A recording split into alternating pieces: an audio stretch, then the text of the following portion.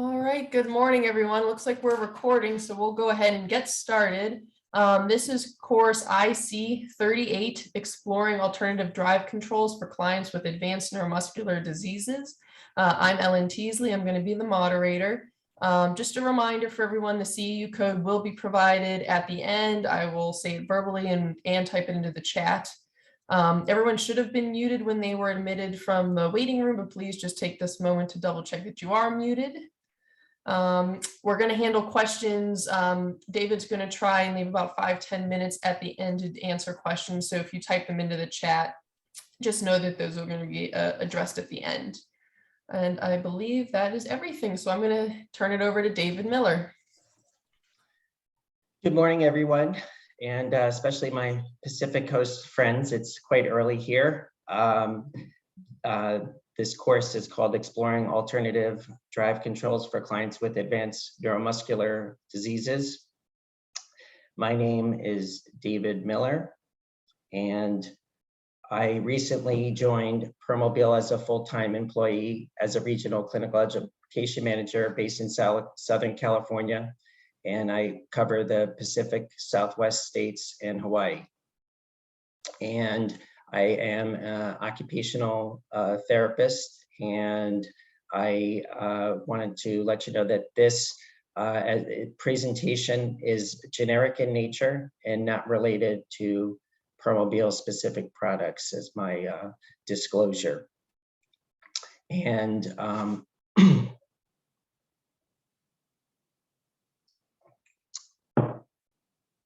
let's start. So, and just before we start, I'd also like to thank ISS for allowing me to present today. And I'd especially like to thank my a bunch of my end users, domestic and abroad, who did allow me to use them as case studies today. And as well as some of my providers when I moved out onto the West Coast who helped me out, linking me up with some of those case studies. Okay, so today with our learning objectives, we're going to identify 3 vital components needed when assessing end user needs with advanced alternative access controls. We're going to identify at least 2 unique ways to use advanced alternative drive controls to operate a power wheelchair. We're going to describe at least 3 strategies to optimize patient success when assessing advanced alternative drive controls. And we're going to describe 2 ways to qualify an end user for funding an alternative drive control with a complex power wheelchair. Sorry. Sure.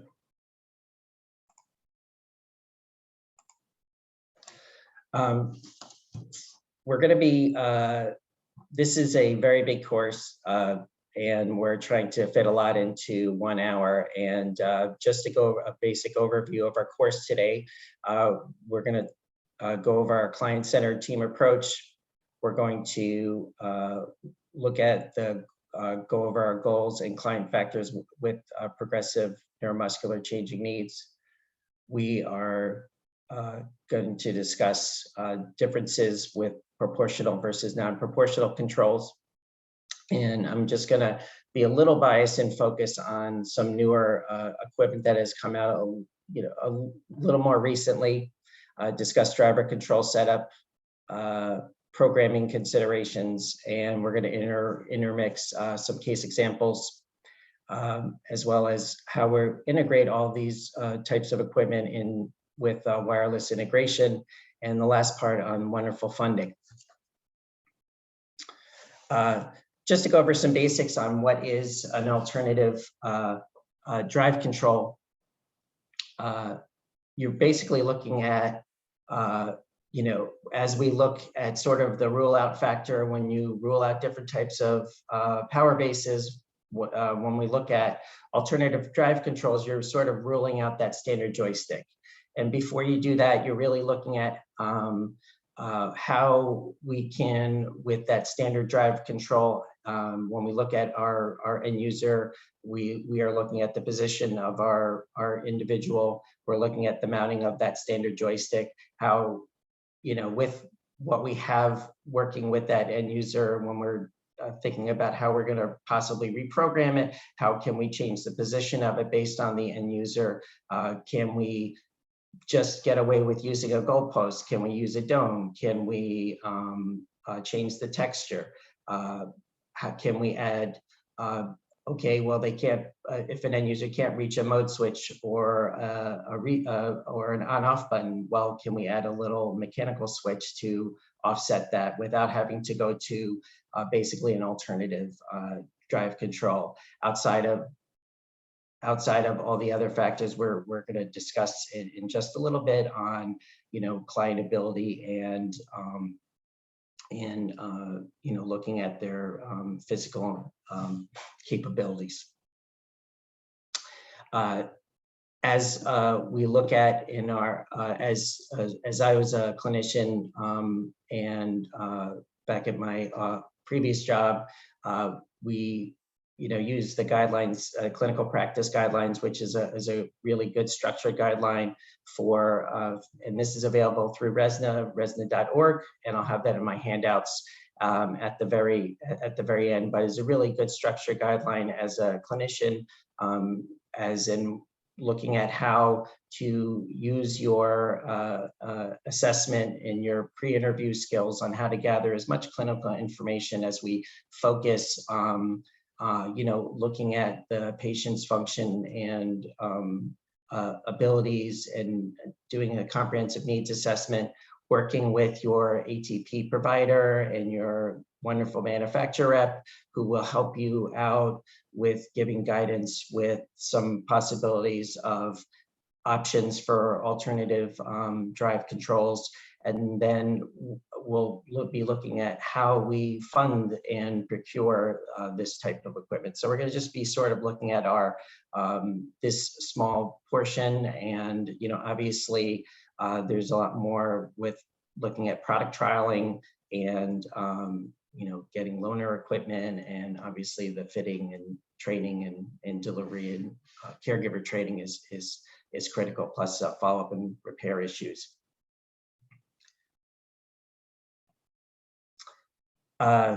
This is my little funny, just to give you a little background on myself. I am a transplant from New York in my Star Wars quotation. And it was a time I worked at Helen Hayes Rehab Hospital in New York, and it was truly for a kid in a candy store for 25 years. I worked with 6 full-time ATP certified clinicians. We had 2.5 full-time seating specialists.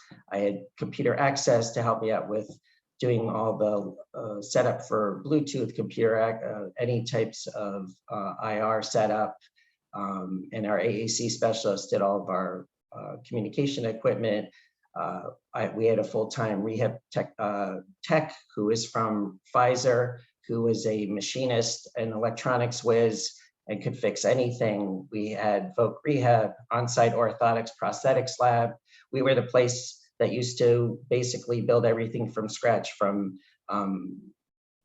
custom shoes to braces for polio patients. And we really built everything on scratch, from scratch. So what a great environment. And we had, almost from 3 manufacturer reps from 1 company come, just because we were in a basic New York metro area, where we had free coffee and bagels and lots of pizza and lots of in-services. So, we made it as therapists. And so it was a good time, good learning. And we had a great showroom that was probably bigger than most manufacturers' display areas at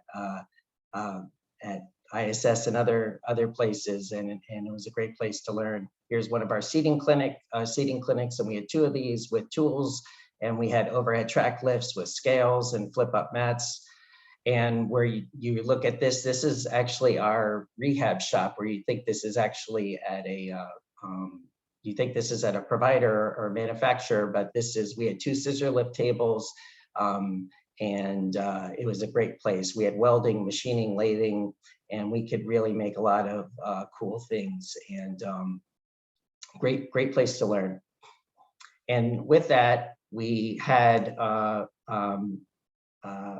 really team-centered approach, which is really critical on how we treated our patients as our front and center. But we had a great team from our therapy side, OTPTs, respiratory therapy,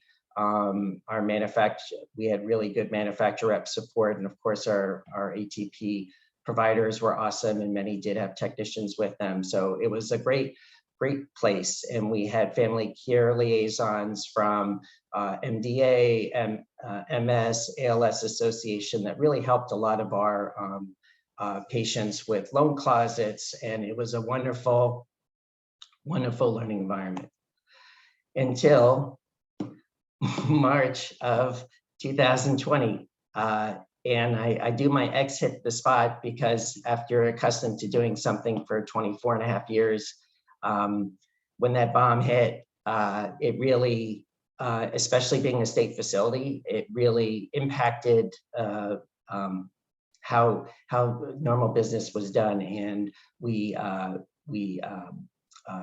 it really impacted no more in-services, no more, I had to meet manufacturer reps in the parking lot, no more suppliers were allowed to come in. And the hardest part was caregiver. Our clients only had to come in independently. And so with our level of care, I mean, I work in our outpatient facility from pediatrics through adults. So if you can figure patients with communication issues, severe neuromuscular involvement, and that really created a lot of issues with really that quality of care.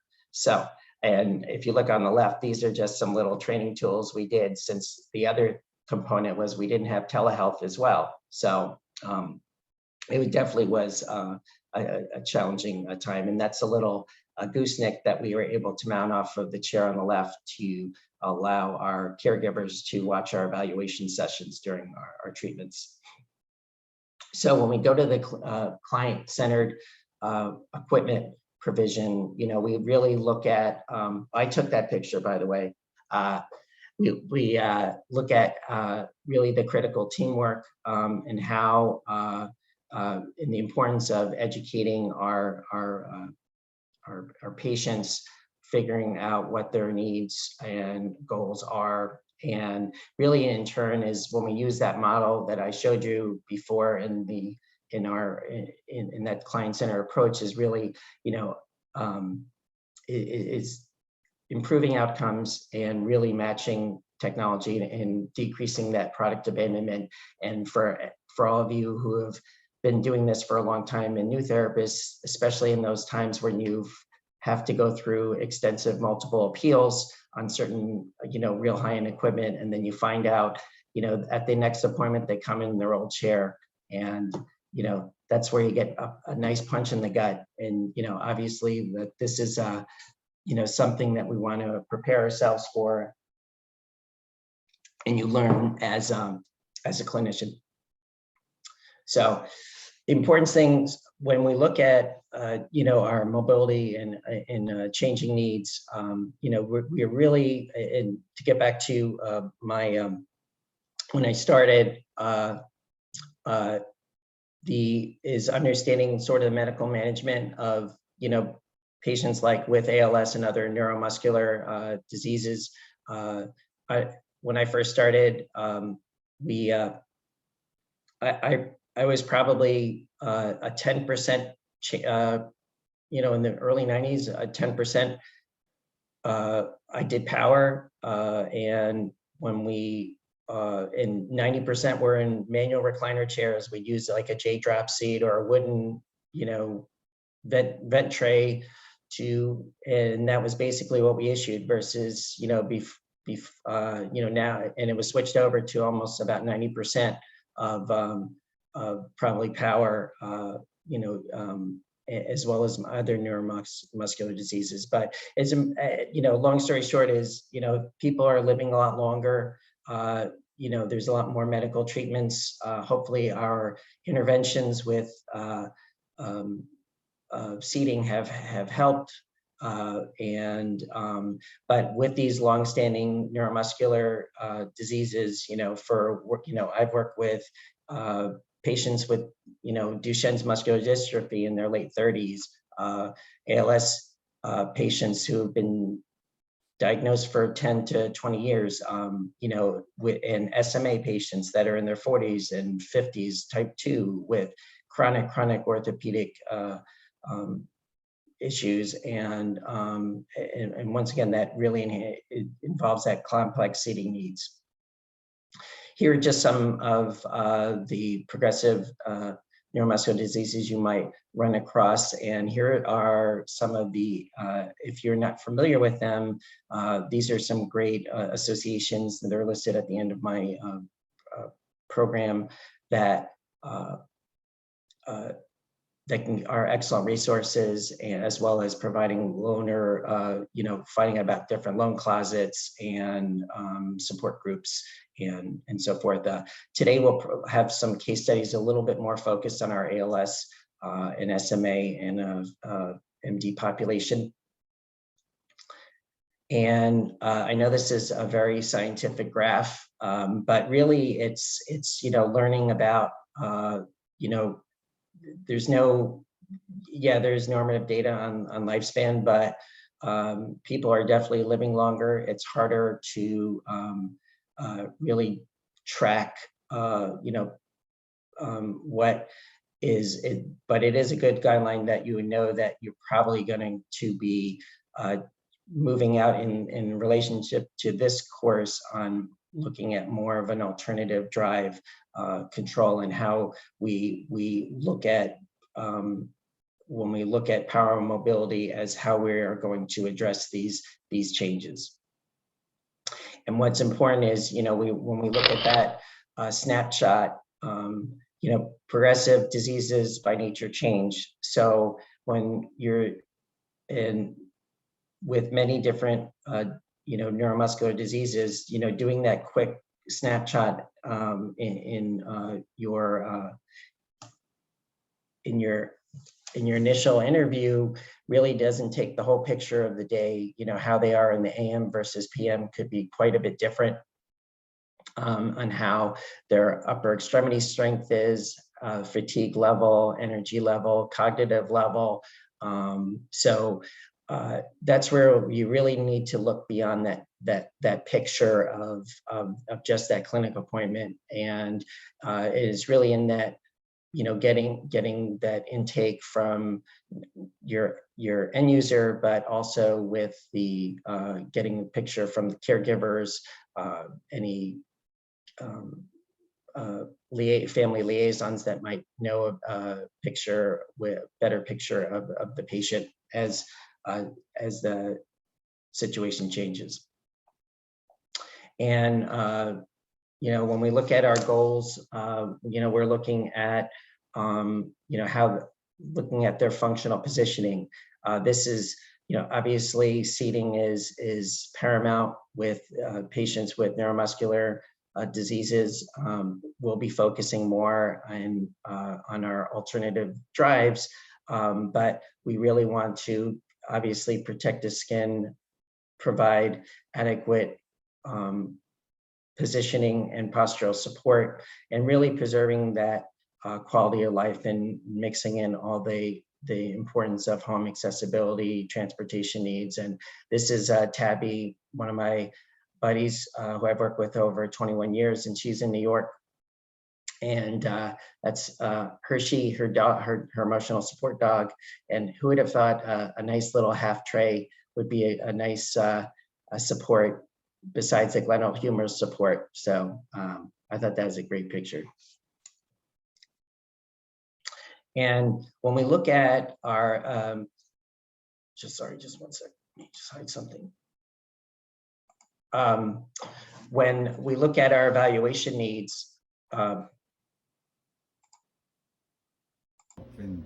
when we're looking at our evaluation needs, and this is John, who's doing a standing transfer with his wife with ALS. We want to look at when we're evaluating wheelchair, we want to look at how we're going to interface that product for the caregiver, potentially for transfers, whether it's a mechanical lift, stand pivot, or a carry transfer, and how, when we're using an alternative drive control, like the picture on the left is a proportional foot drive. So that's like a joystick on your feet.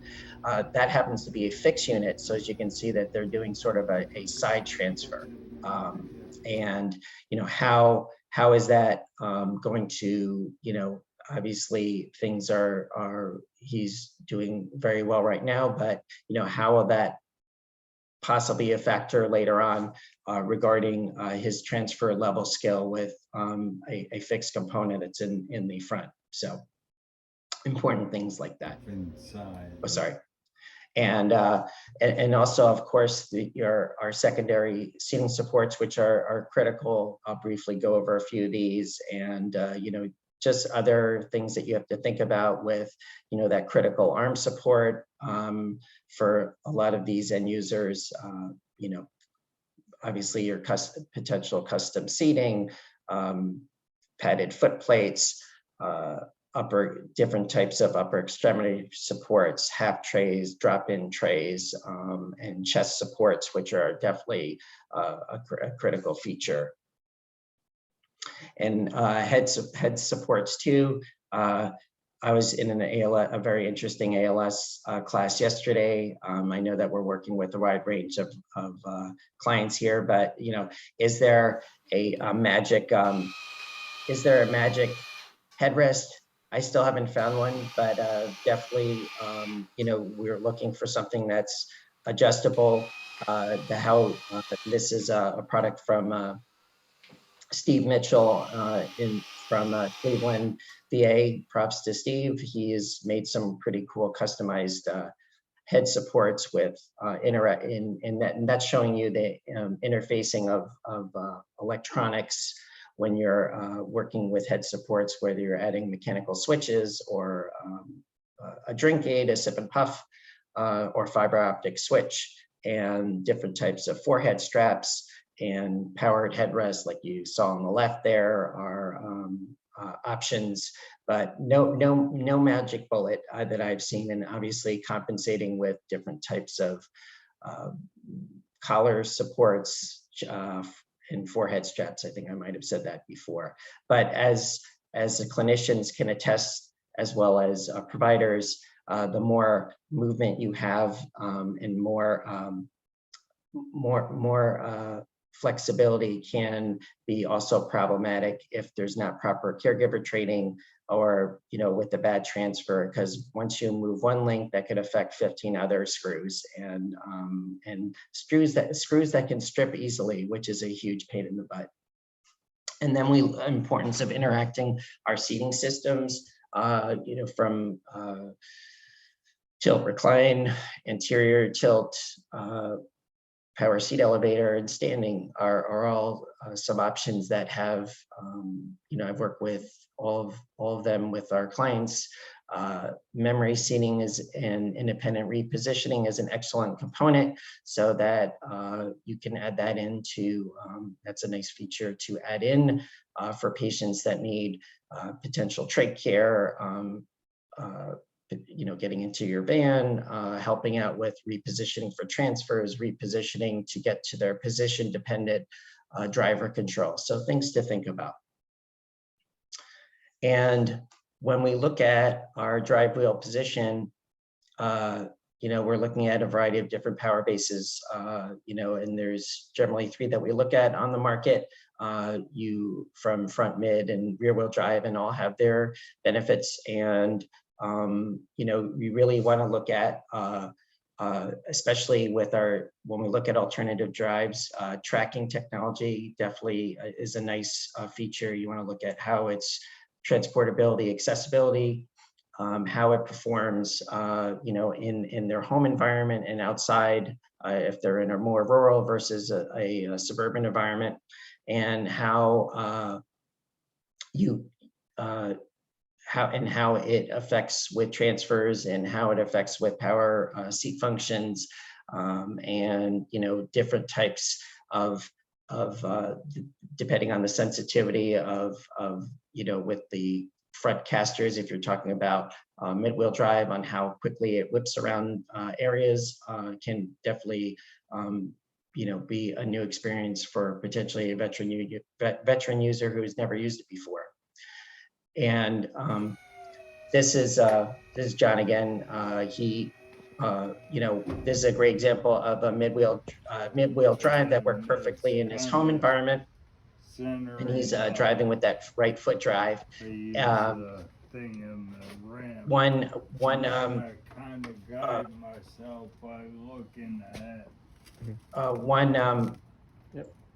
issue was the family was interested in getting a side facing entry minivan, and it just looked after they got the chair, I guess it was too much of a challenge to make that turning radius inside a side entry, so they had to go to a rear entry minivan.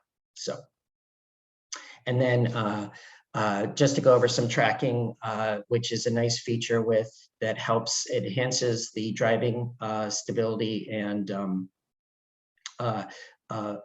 especially when we talk about non-proportional and we talk about like switch input type driver controls. It helps the power wheelchair drive straighter, especially with our mid wheels out there and our front wheel performing wheelchairs and navigating over obstacles. This is our nice factory video where it shows how it tracks over a side slope.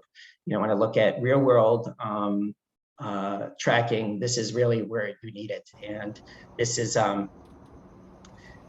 Eddie, and Eddie actually has on his left foot an IR sensor. I always love cool technology, and this actually opens his slide up. It's a remote wireless sensor. But as you can see, tracking here with his Switch It Duo Pro head array, he's able to make that little 1-inch clearance over that threshold to get through that sliding door. And this is Tom. Tom's using an eye gaze driver control, and that's that tablet, Surface Pro tablet. We'll see him in just a little bit. But this is, and if somebody could add in the chat room, I forget what that threshold ramp is called. It's like a plastic Lego. I just couldn't think of it. But he's going up a 3-stage threshold ramp with going over floor mats and over his door threshold. So really good, live example of the importance of tracking outside of what they show you in clinics. So really good to see at home. And when we go into our evaluation factors, especially with some of our older folks who, you have those folks that you might see every 3 to 4 months, or you might see every 5, or that for 4 years and 355 days, you get that phone call about looking at a new chair. But some of our older users, you might not see for 7 years, and with that, their favorite joystick, their favorite power base from their manufacturer might have changed. So that can be definitely a challenge, as when you're looking at alternative drive controls, how it is going to integrate into their home environment, with work, with school, how it affects where if they're big gamers, looking at how that affects, them getting up to a table, and can it integrate into what they're previously using. Oh, that arrow is just pointing to one of his mini proportional joysticks there.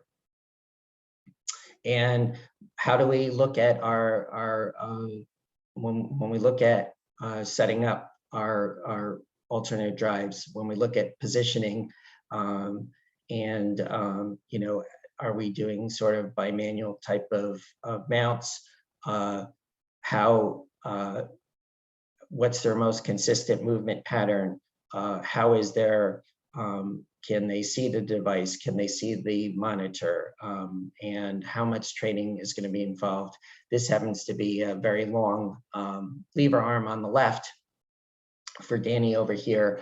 But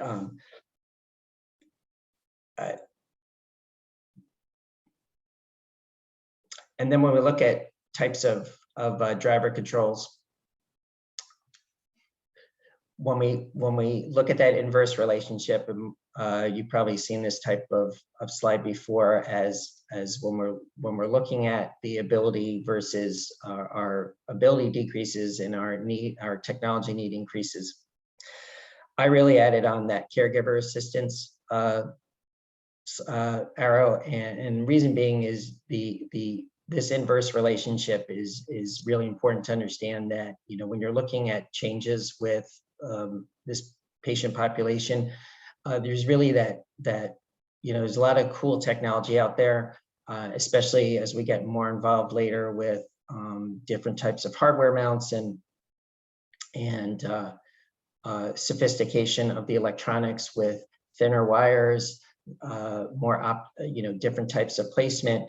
That caregiver component is huge, and a lot of our and that's something in your intake process when you're working with your end user is seeing, there's, as everyone knows, caregivers, you could be that amazing parent who's tech savvy, or vice versa. You can have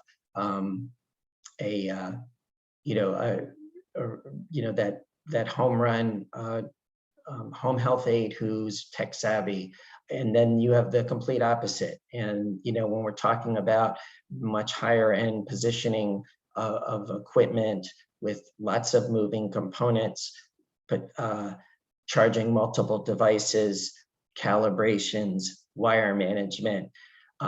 So put that in the back of your mind when you're thinking about these types of products. And then when we look at our hierarchy of controls, when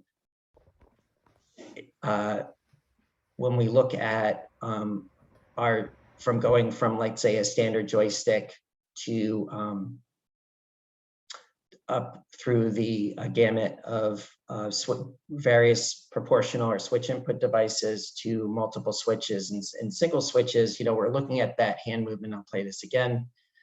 This was that gentleman Tom before, and so when we look at that type of hand movement, how it goes back to that whole consistency. Where are we going to find a device that might fit into that one singular movement, or are we going to look at something else like eye control, which we'll talk about a little bit for in this case. And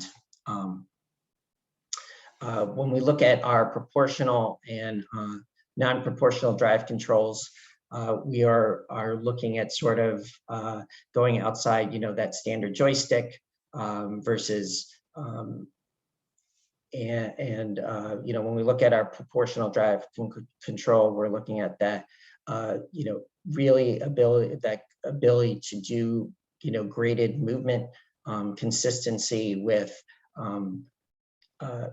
an access site, and be able to have consistent movement to deflect that joystick and those reproducible results.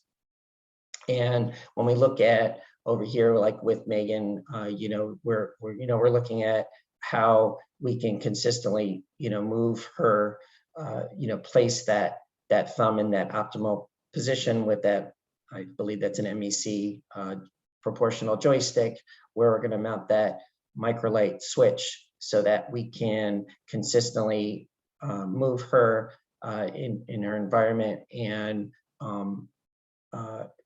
be able to swing it out of the way for transfers.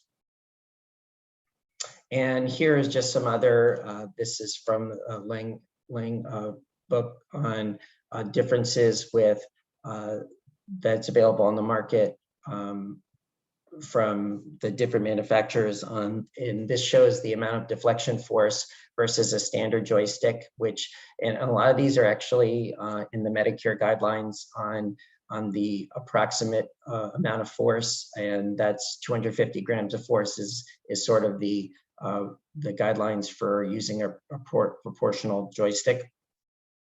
And as you see, as the ultralight versus light joysticks, you'll see the differences versus in the amount of force required. And in regards to deflection, you can, from this, using something like a switch at micropilot, which is almost zero deflection, and that's going from that yellow dot out to that distance to looking at a standard joystick, which requires up to about 28 millimeters, depending on how you adjust your programming. And here are some different configurations, from chin mounts to specialized finger mounts off of an arm pad, integrating with a display, and which can be mounted in various areas depending on the user. And this is Tabby, who's who I work with for forever, and she's awesome. There's just a little video about her. She even sent me in Dropbox, Dave is awesome. So she's a really good friend. She's a VP at JP Morgan, and she's a singer-songwriter. The human factor.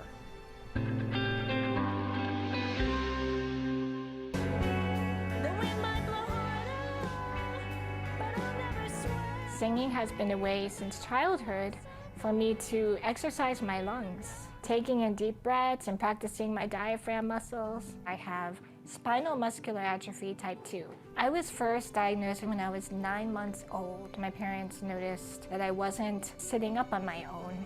I have never been able to walk. When I turned 18 is when I started to be able to have health aids, and that made the possibility of me moving out and living in a dormitory work perfectly. I graduated summa cum laude in computer science, and I minored in mathematics and music. My father would always play guitar and piano for us, and that's how my sister and I started to sing. I started to write songs to deal with coping with my disability, the pain I go through physically.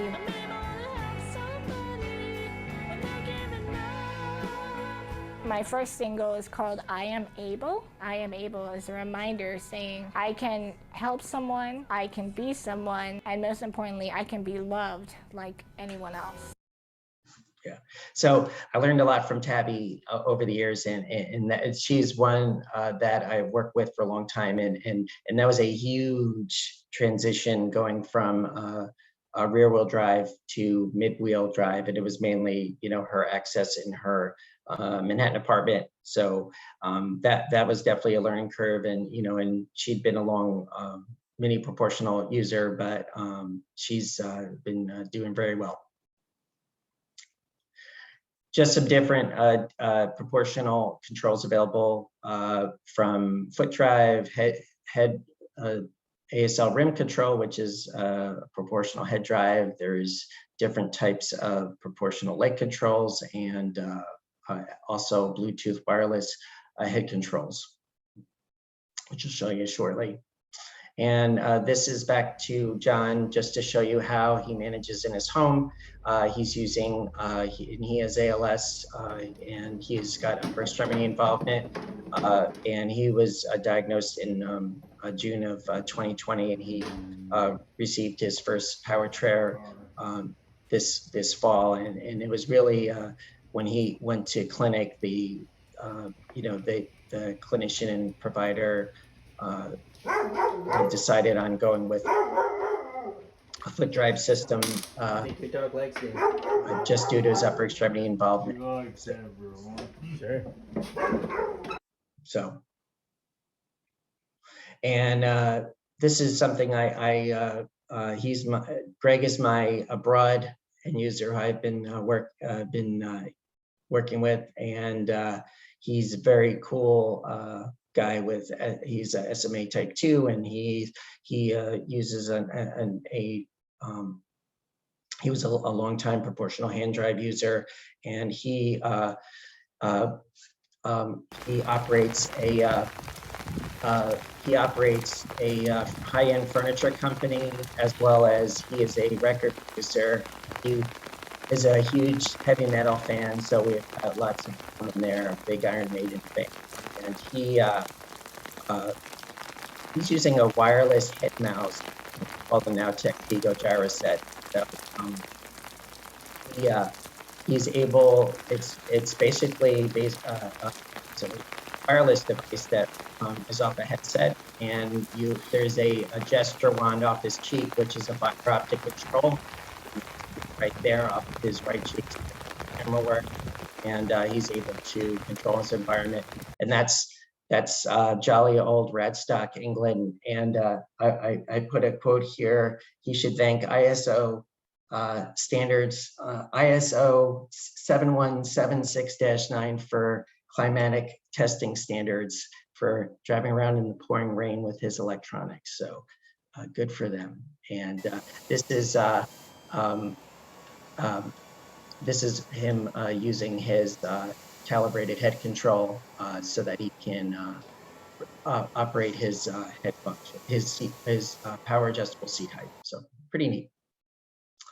And here's just some non-proportional controls that we're going to go over, and you have up to 8 discrete, up to it's an on or off configuration, and there's 8 discrete movements with that are available, and you can program into multiple speeds.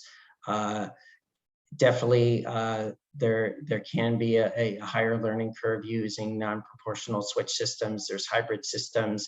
This is what we were discussing before about the importance of looking at tracking technology using a wheelchair for a power wheelchair base. And these are just some, just because of time, and this could be a 4 to 8 hour course. These are just some of the other switch systems available, from head arrays to sip and puffs, which are pneumatic controls. I haven't used these much with as sort of a single switch, as in a single switch mode operation I've used, but not as a full driver control with advanced neuromuscular diseases. But I do know some people I've heard have used those, but I have not, due to respiratory compromise. And then there's different types of switch arrays, whether you use fiber optic or mechanical. And here is Nora. She's SMA type 1, and she's using a fiber optic control, which is basically is using, it's activated through a light control with skin touch. And this is her first time she's using it. It's a little bit older video. I'm sure she's a lot older now.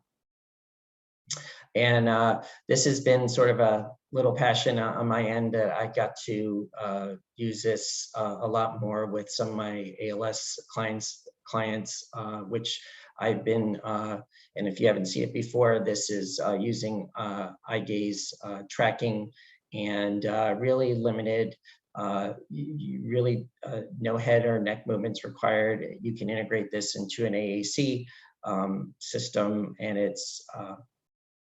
it allows for the ability to not only access your seat functions and power base, and access the internet. And one of the drawbacks, which we'll show you in a little bit, is the impact on direct sunlight due to the IR on the camera. And this is Tom. We saw him in the very beginning, and he's got type 2 SMA. He's been bed dependent for the last 6 years, big gamer. He's a comp sci grad from Long Beach State. And Tom's driving around on the right. His sister has SMA type 2 as well. And while he's driving around, if you look on the pictures, this is an eye gaze.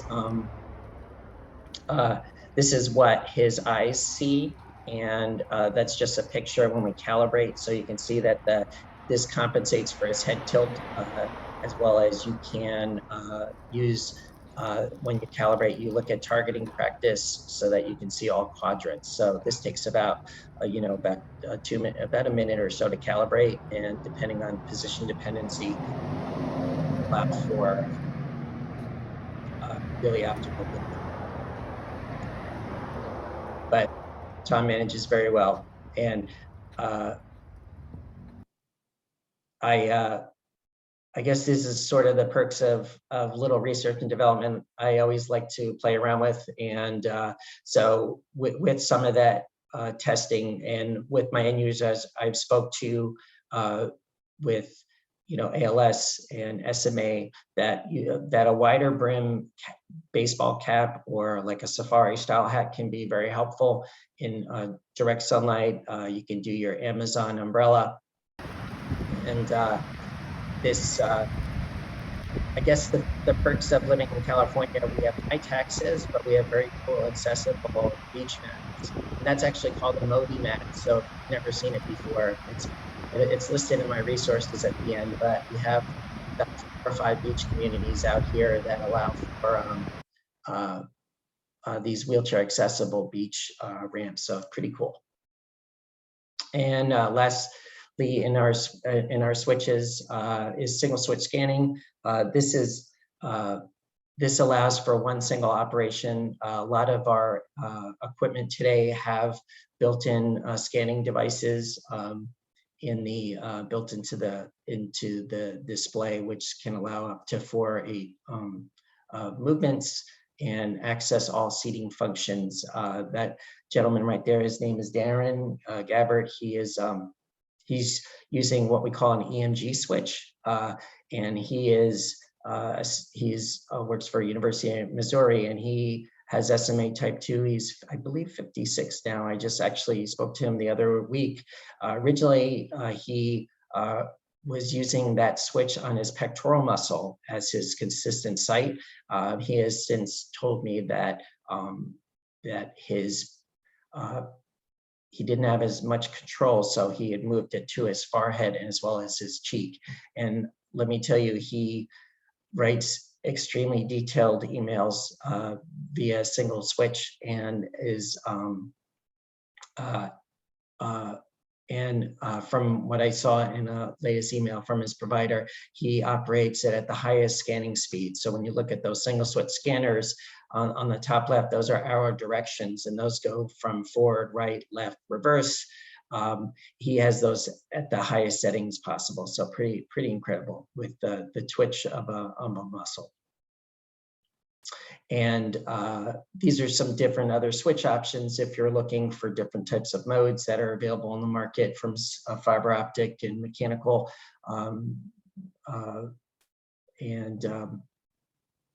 and also hybrid driving systems, which I'll plug Steve Mitchell again from the Cleveland VA, who works with a lot of ALS patients.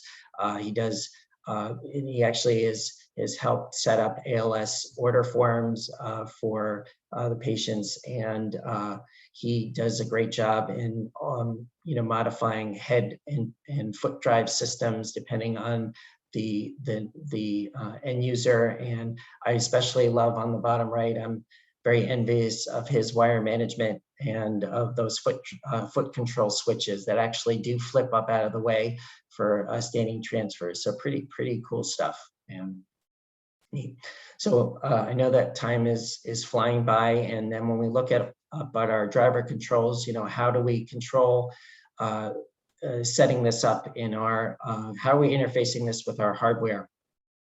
And this can be extremely challenging, especially working with our neuromuscularly involved patients. And when we look at mixing and matching all the hardware, how are we going to fit it on the seat rail, or how are we going to fit it under the armrest? How are we going to manage those wires? Are we mounting it off the backrest? Is it fixed? Does it swing away? When we look, I sort of call this the wheelchair real estate, and space is at a premium. That was my title. I thought about this. And so I look at the analogy of as space is at a premium, and as you enhance that technology, you're really looking at,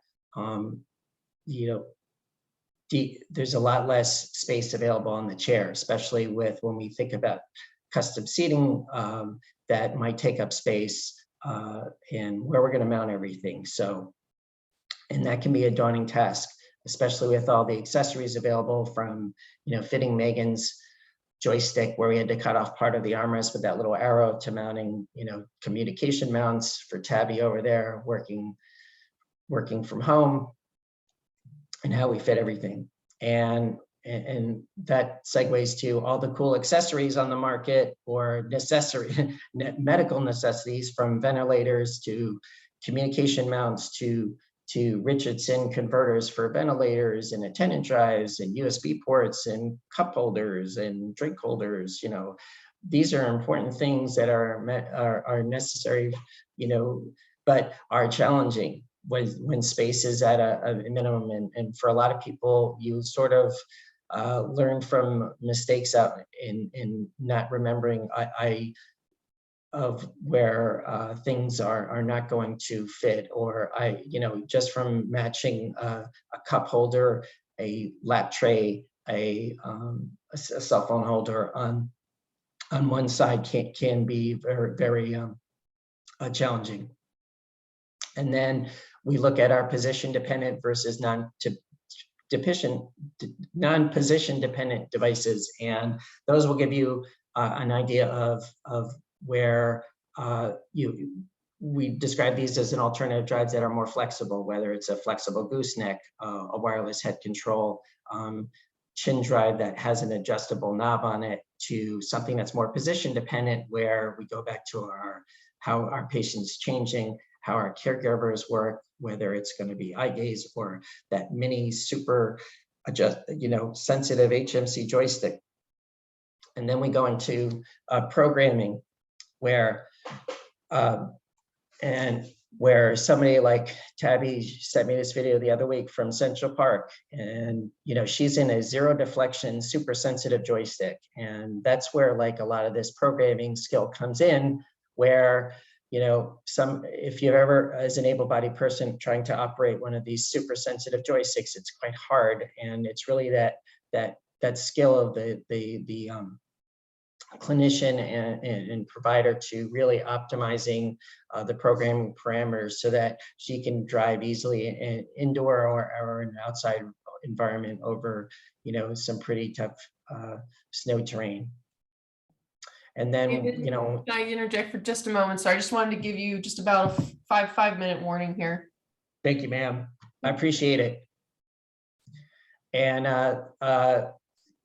just touch on programming capacity, which is our intrinsic, how we can program based on what we have with our chair electronics, to programming outside. A lot of new features on the market with different types of calibration programs required. So this is stuff that you're adding onto the chair that you individually program, whether it's your Fusion head array or your Switch It Duo Pro, your iDrive or your iCalibration.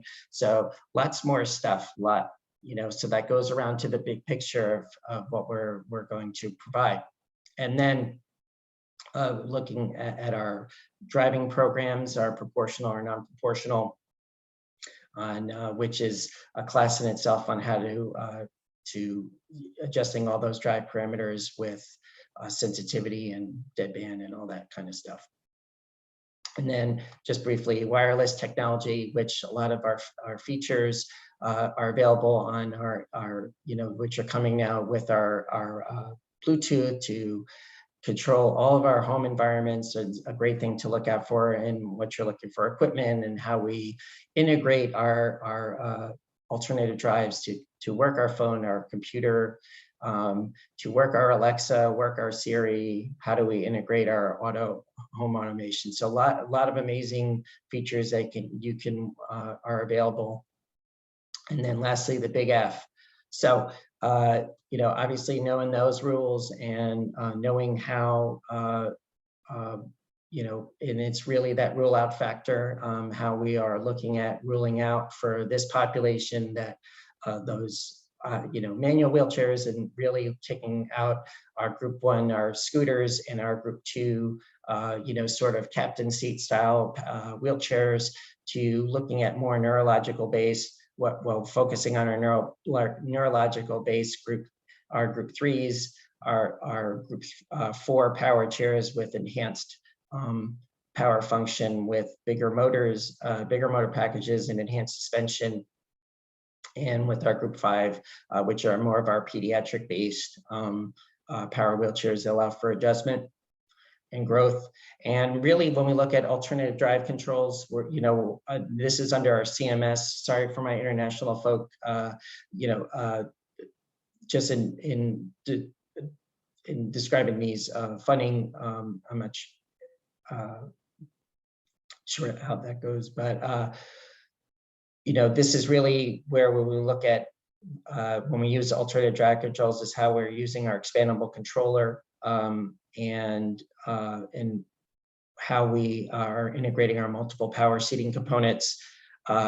Many times we'll need a required display. This is from a shout out to Brett from Superior Mobility in Oxnard, who helped me out with some of the fee schedules for state of California. Here are some of things that when you get your itemized list, your HCPCS codes, these are some of the values added, and these are straight out of Medicare's guidebook, which I have in the resource, from E2325, which is what they describe as a sip and puff interface, and including that with the display is included in those costs, to something like a KO108, which is the value related to something like an eye gaze system, which doesn't have a code. And these are just some of the values and what you are justifying for. And when you really are looking at, justifying that in your letter of medical necessity is ruling out those group 1 and group 2 power mobility, and then ruling out that standard proportional remote. And when you talk about a veteran user, is why that driver control is no longer working, really focusing on client willingness to use the device and connect those dots to the payer. And most importantly is when you plan ahead, is when you work with a progressive disease, you really want to plan ahead and don't use that snapshot. You want to, this is always a learning experience, but you always want to try to get it right the first time, whether it's writing that, and this is always a learning experience as you get to know more progressive neuromuscular diseases, and you're, depending on the type of clinic you have, you'll always probably go find that more go-to piece of equipment. But I do empower you as clinicians out there to really stick to your gut on the what you really feel will impact that patient. Don't always be pushed towards what is what is under the funding allowable to what will work out best for your patient, whether it's the manufacturer power base to the alternative drive control. And I know that we're just about to finish, but just use that good clinical playbook. And really, there's lots of great options out on the market. I'm so sorry that our course is so short, but really, hopefully you'll be excited about alternative drive controls like I have over the years. And please email me if you have any questions. And I do have a whole resource section at the end. I'm going to upload this right after. And some quick questions. I'm sorry. Looks like we had a question from Holly Miller. Any tips on positioning arms, legs consistently in, excuse me.